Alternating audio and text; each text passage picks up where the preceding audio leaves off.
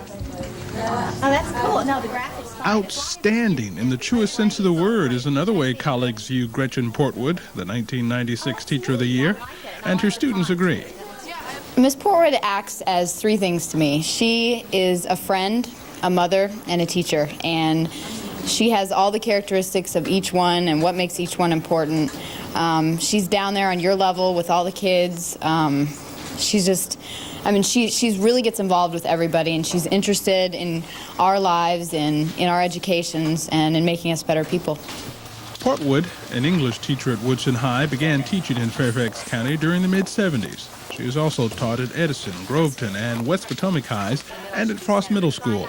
In the 80s and early 90s, Portwood taught journalism in addition to her English classes and served as an advisor to the student newspaper. She's used to coaxing her students to ask probing questions of their feature subjects, but when she's the focus of attention, it's a different story. When one talks about oneself, it's kind of difficult to do because, you know, I've told you before, I'm more comfortable behind the camera and with the notepad than I am in front of the camera. I like to think I'm a good teacher because I love kids, and I love the English language, and I love working with students. I love to read, and I love to write. I always have, and I like to transfer that love to all of the students I've taught over the last 26 years.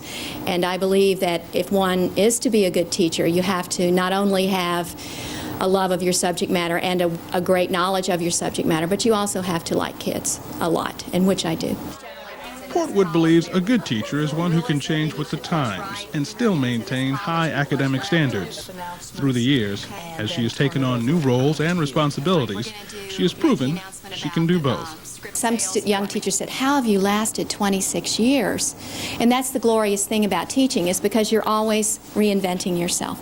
You're always learning something new. There's always a new approach to do it. Some people find this frustrating. You know, I learned how to teach it this way, and now they want me to teach it this way. To me, that is the ultimate challenge, because it seems to me that when you think that you know how to do something perfectly, it's time to retire.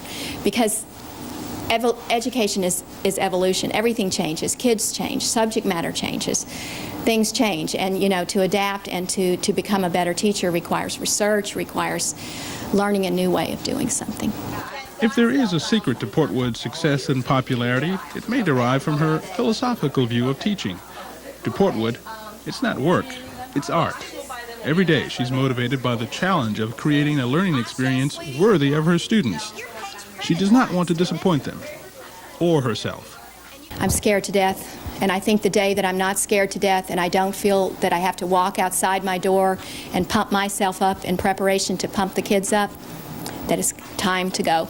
I'm terrified every day before I walk into class because I know that I'm on stage and this could be my last performance and I have to make it good. For Red Apple 21, I'm Marcus Jones.